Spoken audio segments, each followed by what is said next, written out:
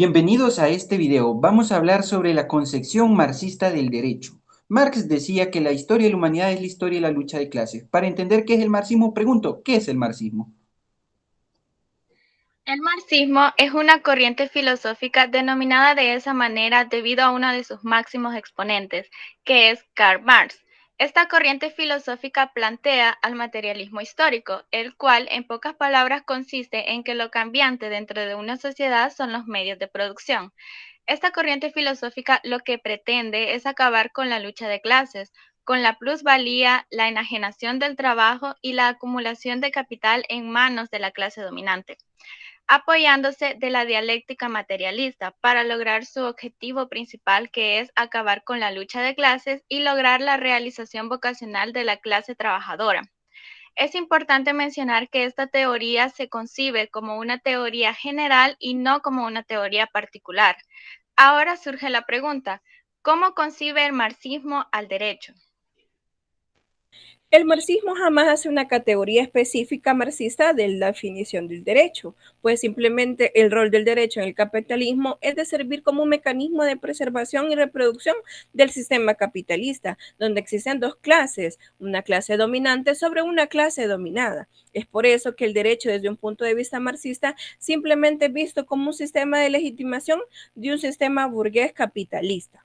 Hay elementos en el concepto marxista que se propone y esos son cuatro. El primero, el derecho está determinado por lo económico, pues será la clase dominante la que establezca el sistema jurídico dominante y que le sea beneficioso para sus propios intereses. Dos, el derecho es relativamente autónomo por la característica que antes mencionamos, que depende totalmente de factores económicos para poder existir. Y tres, el papel de la voluntad consciente de la clase dominante de dominar sobre la dominada, es decir, de la clase burguesa sobre la clase proletaria. Y cuatro, el objeto principal del derecho, según el marxismo, es simplemente reglamentar la conducta humana, pero esta conducta específicamente de la clase proletariada. Pero nos surge una interrogante y es, ¿qué problemas se plantean los marxistas sobre el sistema jurídico? Los problemas planteados por los marxistas ante el sistema jurídico son fundamentalmente cuatro. El primero de ellos es la aplicación de este derecho en la Unión de Repúblicas Socialistas Soviéticas, ya que si bien hubo cambios sociales, económicos o políticos, nunca hubo un cambio sustancial del derecho. Como segundo punto, la legitimación del Estado burgués, que ocupa como escudo al derecho para seguir sometiendo a la clase proletaria. El tercer punto es la superestructura, que puede ser dividida en superestructura ideológica o política, porque las personas que controlan la superestructura controlan el futuro de la sociedad. Como cuarto y último punto, tenemos la explotación de la libertad y de la propiedad privada, que se divide en cuatro aspectos o sentidos. El sentido de alienación con respecto al producto de trabajo, el sentido de alienación con respecto al acto de trabajo, el sentido con respecto al ser genérico de la persona individual y el sentido con respecto al otro, o sea, la persona en sociedad.